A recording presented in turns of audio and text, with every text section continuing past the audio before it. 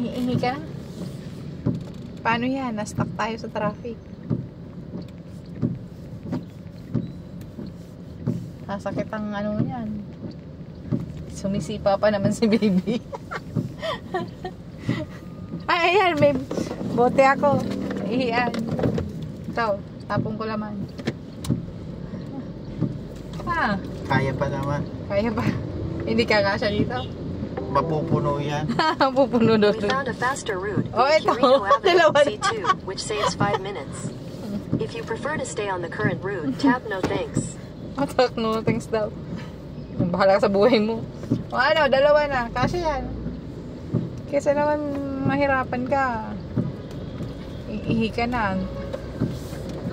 Ito yung ano, pag traffic saka ano, malakas ang ulan. Oh. Girl Scout kaya ako. In 500 meters, turn right toward Roxas Boulevard East SVC Road. Gawin nating ihian to, guys. Paiihiin ko siya dito. Kasi mahirap, di ba, magkasakit sa ano, sa pantog.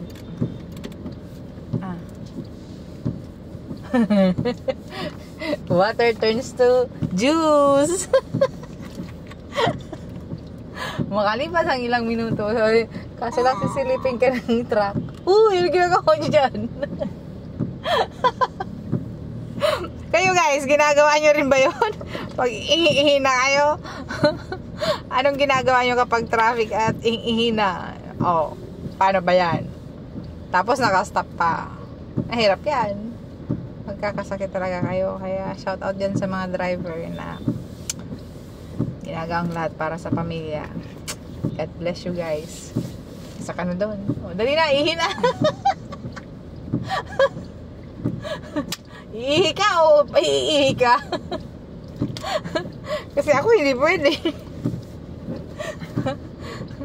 Kakayanin mo pa ba? Na, ihi na. Sige na guys. Pag-ihihin ko muna siya. Siyempre, nahihiya to. Nanonood kayo. Bye!